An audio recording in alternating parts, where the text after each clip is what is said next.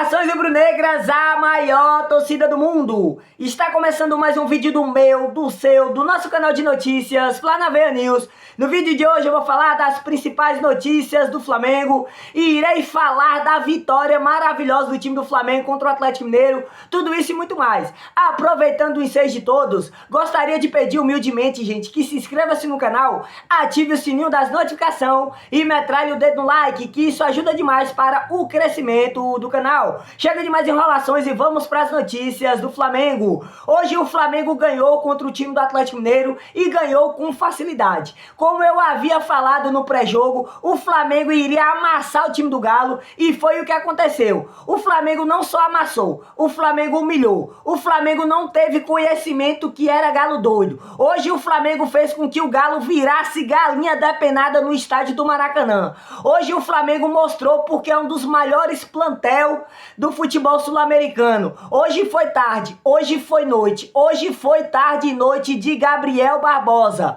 Hoje foi noite de Gabigol. É isso mesmo. Hoje Gabriel Barbosa não foi apenas o Gabriel Barbosa ou o Lil Gabi, como ele gosta de ser chamado no nome musical. Hoje o Gabigol foi aquele Gabigol que a torcida do Flamengo tão idolatra. Hoje foi aquele Gabigol aonde os adversários o temem. Hoje foi aquele Gabigol que tem mais finalizações do que impedimento. E hoje foi noite dele, né? Hoje foi noite do predestinado. Todos os elogios aqui ao Gabriel Barbosa, o nosso Gabigol. Quando é para criticar, eu irei criticar. Quando é para elogiar, eu irei fazer isso. E eu estou reverenciando o jogadoraço que o Gabriel Barbosa é, que é o Gabigol. Mas infelizmente ele não vinha sendo Gabigol. Ele vinha sendo Lil Gabi, Gabriel Barbosa. Mas hoje eu espero que seja uma volta por cima dele. Hoje eu espero que o Gabriel Barbosa seja somente Gabigol. Que não seja Gabi, que não seja Gabriel Barbosa, que não seja Lil Gabi,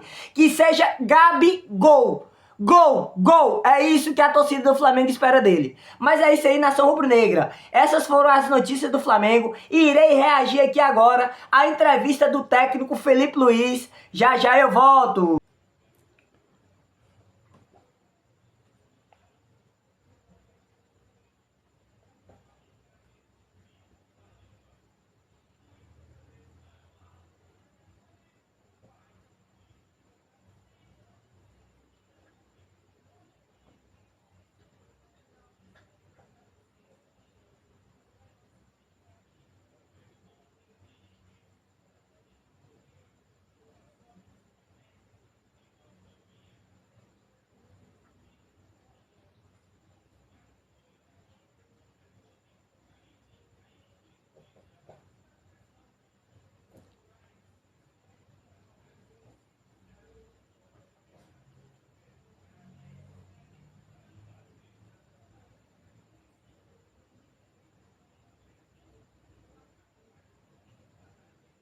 A gente querida hoje, para o jogo que vai ser fora de casa, né, da final. E também falasse um pouquinho sobre a festa da torcida que compareceu em peso e fez realmente uma tarde especial, inesquecível aqui hoje. Um grande jogo do Flamengo, um grande jogo do Atlético Mineiro. São duas grandes equipes que se enfrentaram e fizemos um primeiro tempo magnífico. Mas foi muito difícil, um jogo muito difícil. Sabíamos que ia ser um jogo muito difícil, muito complicado. Não é à toa que estamos enfrentando um finalista da Libertadores e que ia ser assim. Mas fiquei feliz com o que eu vi hoje no campo e, obviamente, que pro jogo de volta, para mim, é como se fosse 0-0. É a mesma coisa, mas eu tô muito feliz pelo que eu vi hoje dos meus jogadores e, principalmente, como você falou, da nação, que já é chover no molhado, né? Sempre eles são um a mais quando eles empurram o time e os jogadores sentem isso e notam isso. Felipe, boa noite. Boa noite. Rodrigo Cerqueira, TV Globo. Logo que você assumiu o cargo, você foi muito perguntado sobre o Gabriel, o retorno, o aproveitamento dele. Em diversos momentos você passou confiança, disse acreditar no retorno dele e, inclusive, que quando a bola começasse a entrar, as coisas iam mudar. Os gols voltaram a aparecer, ele voltou a ser decisivo numa final, que acho que a torcida espera bastante. Eu queria que você fizesse uma avaliação desse momento que ele vive agora e nesse momento dele já retornando a fazer os gols e principalmente os gols decisivos. um jogador do nível do Gabriel, um jogador decisivo, isso não consegue ensinar para alguém. Você não consegue ensinar um jogador a ser decisivo.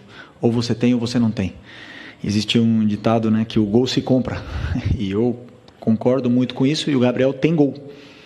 Não é à toa que é um dos maiores artilheiros desse clube, um dos maiores artilheiros em finais. E hoje nós vimos uma das melhores versões do Gabriel no campo. Mérito dele. Trabalhou, acreditou, obedeceu e escutou em todos os treinamentos, se dedicou o que mais, tratou o que mais, fez academia quando tinha que fazer, viu o vídeo quando tinha que ver, e não existe sucesso sem trabalho. Trabalhou e hoje ele colheu os frutos, mas eu acredito que ele tem muito ainda pela frente para oferecer, e ele não pode parar por aí. Felipe, aqui, Thiago Lima do GE, parabéns pela vitória, pela grande atuação. Só para puxar um pouquinho do Gabriel, que vocês estão falando, eu queria que você explicasse um momento que teve pouco antes do gol ali, uma discussão que vocês teve que foi visível ali do campo. O que você estava passando para ele naquele momento? E queria te pedir para você comentar um pouco sobre o Léo Ortiz, porque a gente viu pós-jogo, ele estava um pouco abatido ali no meio de campo, quando acabou, sentou no campo, a gente viu os jogadores indo dar força para ele. Como é que ele estava no vestiário, como é que ele estava nesse momento dele, desse pós-jogo dele? Sobre o Léo, é normal que um jogador fique abatido com o que aconteceu, mas ele tem que ficar tranquilo, porque ele fez um grande jogo, e tem que ficar com o que ele fez de bem, né? Isso eu aprendi do tênis.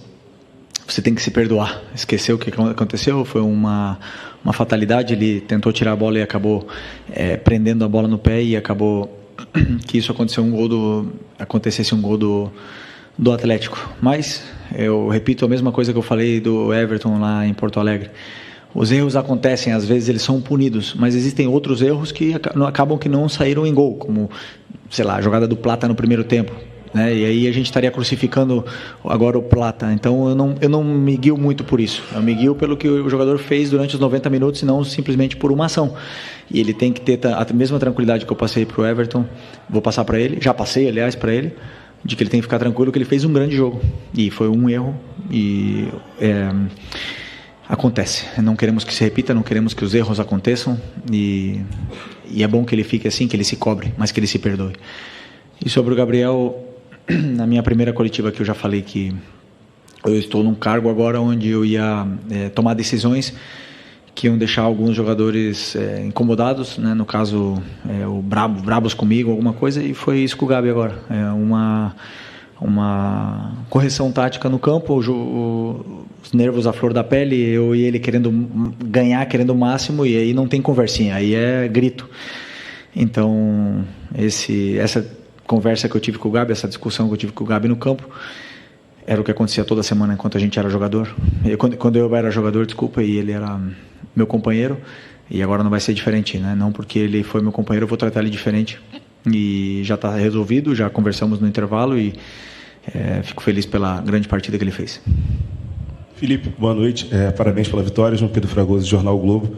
O primeiro gol do Flamengo nasceu numa jogada que me deu a impressão de que aconteceu várias vezes durante o jogo. O time esperou que o Atlético Mineiro fosse pressionar para depois sair com toques rápidos e apostar na verticalidade, como você já falou muito.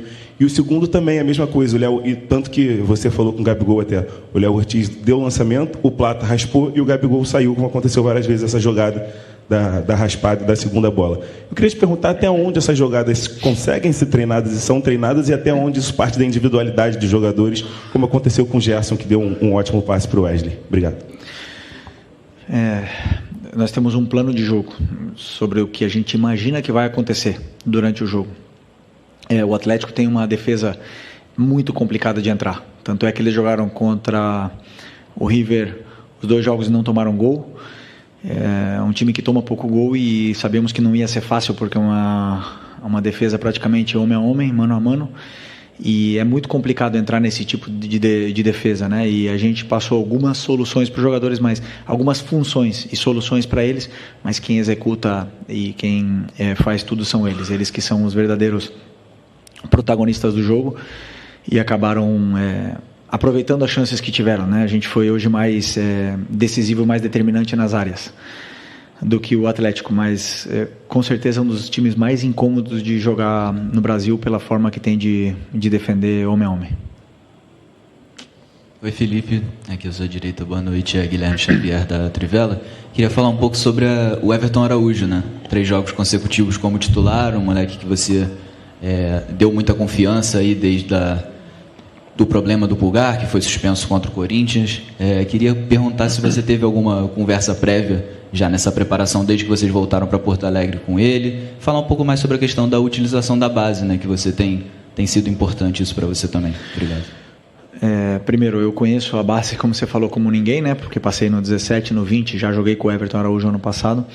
E para mim, o jogador, quando ele treina, ele não tem passado, ele não tem idade.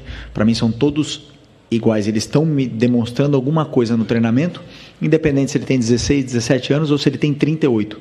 Se eu estou vendo ele no treinamento, ele está fazendo o que eu quero e eu vejo a disciplina tática, eu não me importa se ele veio da base, se ele ganha menos, se ele ganha mais, se ele tem história, se ele não tem história. Eu coloco quem eu acho que é melhor para a equipe. E o Everton é um jogador, já falei, extremamente disciplinado. E para essa posição, eu acho que é o número 1, né, que a gente precisa, é a disciplina tática dos volantes. E ele tem isso, ele está onde tem que estar em todo momento, ele cobre bem o campo, ele dá opção de passe quando tem que dar. E vem evoluindo muito no que eu peço para que a função dele, né? Ele vem evoluindo muito na função dele e fazendo o que eu peço para a equipe. Felipe, aqui Raíza Simplício da Gol Brasil. Boa noite. Na beira do campo, na saída, né, o Arrascaeta falou que ele está jogando com uma proteção no joelho e que possivelmente ele vai precisar passar por um procedimento cirúrgico depois. Enfim, eu queria que você falasse um pouco desse esforço dele de estar jogando, dessa dificuldade e dessa questão física, né? Você chegou num momento, numa reta final de temporada, tendo que administrar a questão física dos atletas. A gente vê que, às vezes, no segundo tempo, o time fica muito cansado. O Arrasca, ele, desde que eu cheguei aqui, ele está assim, ele está jogando em pleno sacrifício, né? Suor e sangue pelo Flamengo. E eu admiro muito esse tipo de jogador que tolera a dor, e vai para o sacrifício, coloca o Flamengo acima de tudo. Um jogador que precisa passar por uma cirurgia e está aí deixando o joelho dele no campo pelo Flamengo, provavelmente pague o preço daqui a uns anos, mas coloca o Flamengo acima de tudo. Isso para mim é muito louvável, né? E sobre a questão física, eu acredito que esse elenco é extremamente qualificado. Quanto mais o jogador joga, melhor ele fica. Quanto mais, porque eu acredito muito em que nós, seres humanos, somos uma máquina de se adaptar, e se você se adaptar a jogar sempre, você joga sempre, né? Então eu acredito que esse grupo vem evoluindo, vem aguentando bem o esforço.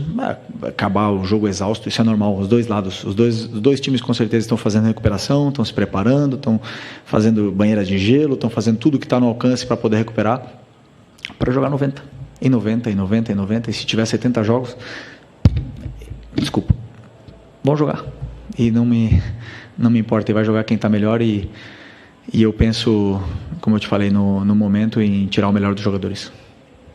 Felipe, boa noite. Bruno Vilafranca, da Rede Multiflá. Você foi um lateral que sempre dispensou comentários. O Wesley, queria falar um pouquinho sobre ele, tem crescido cada vez mais de produção. Não sei se você concorda que ainda com o antigo treinador ele já era um dos jogadores que conseguia se perceber que ele já vinha num crescimento. Ele que sempre foi conhecido por ser um lateral muito agudo, né, que trabalhava muito bem no campo ofensivo, e agora a gente percebe que ele tem trabalhado muito bem na recomposição e também ajudando a saída de bola, participando cada vez mais. Como você foi um lateral e conhece muito bem aquela parte do campo, eu queria saber como é que tem sido esse seu trabalho para que esse crescimento continue acontecendo com ele. Obrigado e parabéns. Obrigado.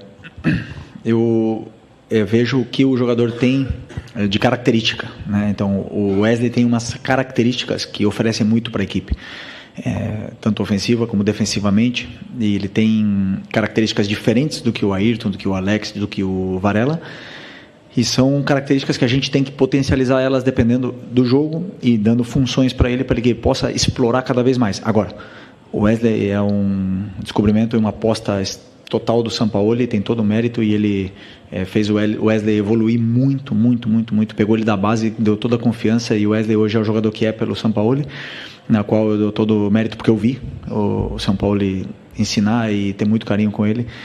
E ele não tem, eu não vejo, por exemplo, limite no crescimento dele. Ele tem todo o nível para um dia chegar jogar num time grande da Europa, tem um nível para um dia poder estar na seleção brasileira. O que vai depender dele é a cabeça, se ele vai querer continuar aprendendo e evoluindo ou se ele vai se acomodar. E eu acredito que ele não vai se acomodar, que ele vai querer continuar evoluindo. Ô Felipe, boa noite. Bruno Castanha. Hoje você fez uma mudança, você teve o Plata jogando pelo lado direito, trouxe o Gerson, né, para jogar por dentro. Foi uma parte tática do Atlético Mineiro. Queria que você explicasse um pouquinho para a gente. E sobre a questão também, você gosta muito dos atacantes atacando o espaço. Você falou da defesa do Atlético, marca, né, individual. Hoje o Flamengo atacou, fez 3 gols e poderia ter feito outros até nessa questão de ataque ao espaço. Queria que você comentasse um pouquinho sobre o jogo. Obrigado. Primeiro sobre o Plata, né, que você perguntou. Foi uma estratégia, um plano de jogo.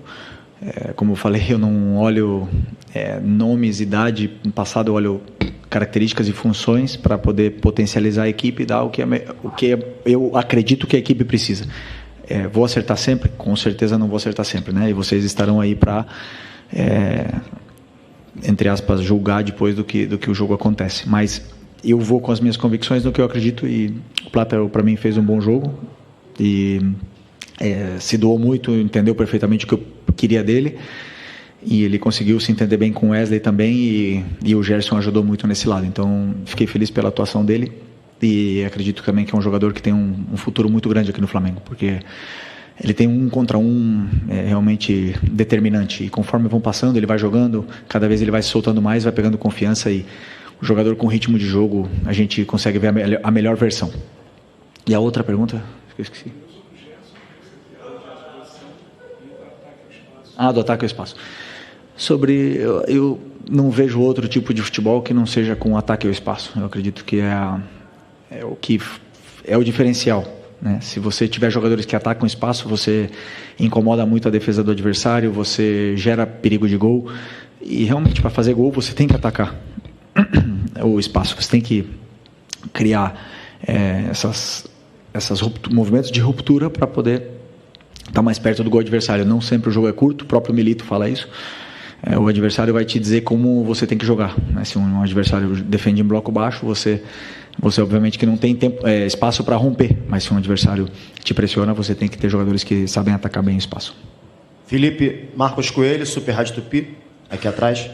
Boa noite. Boa noite. Até voltar nesse tema que foi até um dos primeiros da coletiva e que consideramos nesse momento ressaltar.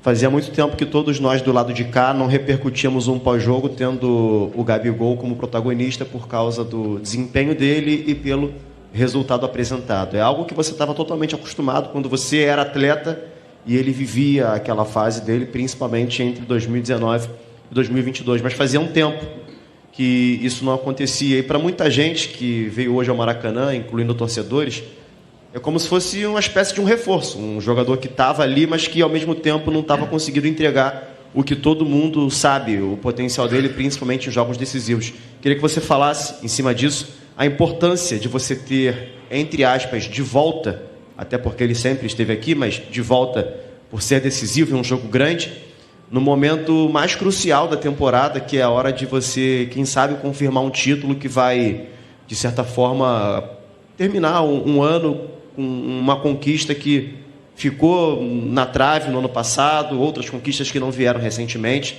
e essa chance de você ter esse protagonismo no Gabigol, fazendo o Flamengo retomar o caminho dos títulos. Calma, ainda faltam 90 minutos. Estamos muito longe do título ainda. Com toda a humildade do mundo, posso te garantir isso. Sempre tenho o máximo respeito ao futebol. Futebol...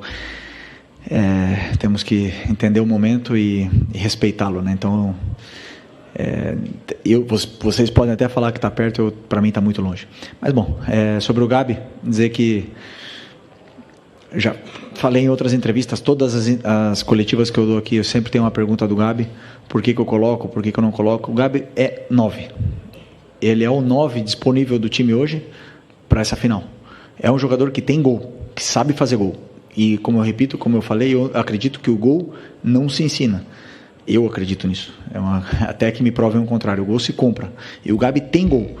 Então, claro que eu vou insistir na recuperação de um jogador, que ninguém esquece como se joga futebol, na recuperação de um jogador, para que ele possa nos oferecer para a equipe o que a equipe não está tendo com a lesão do Pedro, que são gols. E o time tem que criar chances para que ele possa fazer gol e aí poder ver a melhor versão do Gabi. Mas o mérito é todo dele, como eu falei. Ele trabalhou, se esforçou, escutou, aprendeu, lutou e hoje viu a recompensa. Foram muitos jogos que ele não viu a recompensa e isso frustra, mas eu não vou deixar de... Eu vou repetir também o que eu falei na outra coletiva. Enquanto um jogador está comigo, eu nunca vou desistir dele. Seja ele quem for. Seja ele esteja vaiado, cobrado, criticado. Eu não vou desistir desse jogador. Eu vou tentar recuperá-lo sempre, porque por algo ele está aqui no Flamengo. Então, é a mesma coisa do que eu falo do Gabi, eu falo para os outros. Felipe, boa noite. Fernanda Pisotti, da Rádio Band News FM. Antes do jogo da volta, vocês têm um Cruzeiro pela frente no meio de semana. E eu queria saber como você está pensando esse planejamento para esse jogo no meio de semana e se vocês vão ficar em BH, se volta para o Rio, como é que você está pensando? Você vai poupar jogadores para esse jogo também contra o Cruzeiro? O que você está pensando? Estou pensando em jantar. Primeira coisa. Caramba. Nem almocei. Já falei, como eu falei na outra, não temos grupo para poupar. Temos um brasileiro pela frente, temos que ir em busca da vitória contra o Cruzeiro. A partir de amanhã vamos começar a estudar. Os jogadores vão começar a se recuperar. Existem jogadores que vão precisar de mais tempo para recuperar desse jogo, outros que vão poder jogar, repetir. E vamos tentar fazer um grande jogo contra o Cruzeiro, porque é o que temos pela frente. Aqui no Flamengo tem que, como se estivesse com um boné aí tapando a visão, não dá para olhar muito longe, tem que olhar sempre perto. Aqui, boa noite, Felipe. Boa Vinícius, noite. canal Vini Rubro Negro. Sem dúvidas, o principal jogador do Atlético Mineiro é o Hulk. Ele fez um gol muito decisivo contra o Vasco na volta, aqui em São Januário, no Rio de Janeiro. E hoje ele não deu um chute no gol do Flamengo. Ele finalizou, mas nenhum no gol do Flamengo. Queria saber se houve algum tipo de plano individual para parar o Hulk como principal jogador e qual o seu grau de satisfação com a defesa do Flamengo hoje. O Hulk realmente é um jogador determinante, um jogador perigoso, decisivo, e claro que temos que ter todo o cuidado com ele, como com o Paulinho, por exemplo, que é um jogador diferente, né? A defesa hoje, para mim, esteve, principalmente no primeiro tempo, esplêndida, com coragem, adiantando bem as linhas, e no segundo tempo nós acabamos cedendo alguns metros, né, na nossa última linha para talvez proteger um pouco mais o espaço, e acabamos dando um pouco mais de tempo e espaço para os jogadores do Atlético. E aí é onde o time acabou indo um pouquinho para trás, acabou sofrendo, não conseguimos sair mais, e no final tivemos que acabar defendendo o resultado, né? Então, por conta de que estamos enfrentando uma grande equipe, de que, como eu repito, né, finalista da Libertadores, um time que tem um grande técnico, um dos times que melhor joga futebol do Brasil, e nunca foi fácil, nunca vai ser fácil. E pode ter certeza que esses jogadores determinantes não é fácil de anulá-los, mas vamos tentar ter que fazer um jogo da mesma forma em Belo Horizonte para poder vencer. É isso. Aqui Felipe, boa noite. Marcos Martinho, do canal da QSRN. Queria te perguntar sobre uma dinâmica ofensiva do Flamengo hoje. Para perceber alguns momentos, especialmente no primeiro tempo, o Flamengo acumulando alguns jogadores em cima da linha defensiva do Atlético. E aí, quando quebrava a primeira pressão, o Flamengo tinha muita vantagem pela questão numérica, né, encarando a linha defensiva deles de frente. Queria te perguntar a importância dessa movimentação e desse posicionamento na criação do Flamengo hoje, e até sobre o Gerson também, nessa importância de quebrar essa primeira pressão do Galo e poder explorar o entre linhas, enfrentando a linha defensiva deles, inclusive que aconteceu no primeiro gol. Pois é, o Gerson, como eu imaginei que o Atlético vinha defendendo mano a mano, homem a homem, eu imaginei que o Gerson, como um jogador que perde pouca bola, que sustenta bem no meio campo, que ele, por uma vantagem qualitativa, ele nos tira da pressão, então eu imaginei que ele pudesse ajudar um pouco mais ali, um pouco mais atrás. Que não é um jogo um tanto de toque de bola, né? Um jogo de eliminação, então o Gerson eu acredito que ele possa nos ajudar mais ali.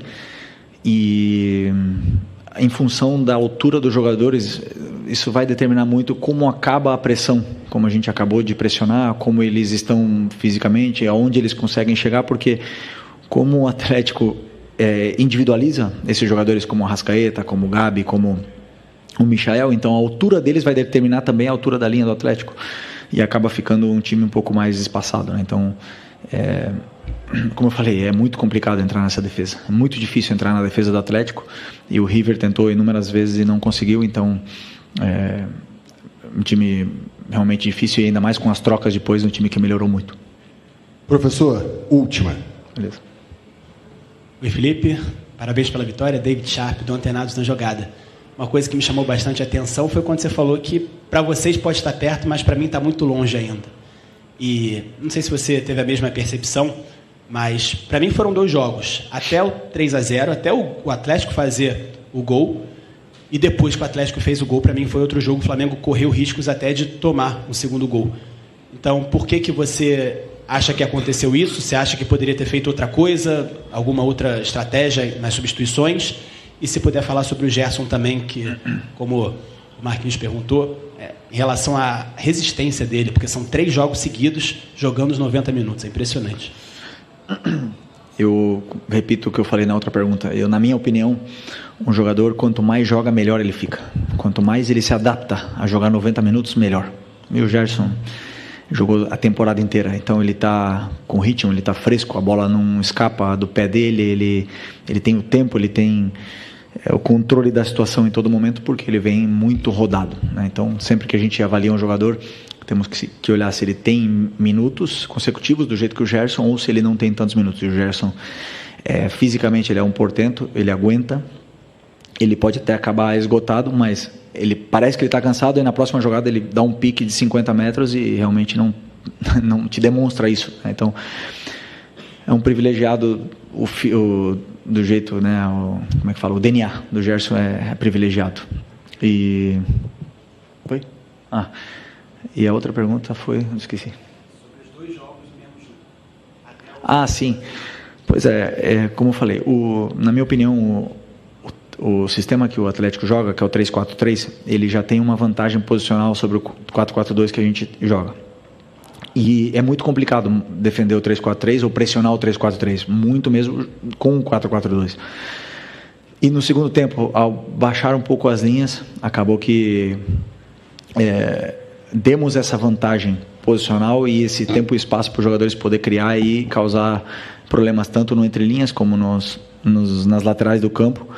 E eles geraram muita vantagem, como é que eu falo? Superioridade numérica, né, em cima dos nossos jogadores de meio. E isso é muito difícil você corrigir em cima da hora ou no meio do jogo, né? O que você pode fazer é colocar peças com mais força física ou igualar. Colocar o 3-4-3 e igualar a marcação. Só que é difícil você igualar a marcação no meio de uma final num sistema que a gente nunca utilizou e nunca treinou, né? Então, o meu pensamento foi que a gente poderia ter feito, mas que na minha visão, no meu entendimento, teríamos ido mais para trás ainda se a gente tivesse, como foi depois que a parte que o Fabrício entrou, a gente acaba cedendo os metros que o Atlético precisa e acaba defendendo mais, com melhores jogadores defensivamente, porém é difícil de sair dessa pressão, porque o Atlético varia muito, ele varia de um 3-4-3, aí se você também iguala, eles colocam linha de 4, eles sabem sair dessa pressão, então natural que depois do 3-0 o time tentasse se defender mais recuado um pouco para se proteger e defender o resultado, até mesmo porque todos nós teríamos assinado um resultado desse, né, antes de começar o jogo, mas, repito, da mesma forma, para o jogo de volta 0-0 não tem nada definido, se temos que ir para ganhar. Se formos com o pensamento de tentar defender o resultado, com certeza vamos sofrer e nós não vamos ir para defender o resultado, vamos ir como se tivesse que ganhar o jogo. Obrigado. É isso, meus amigos.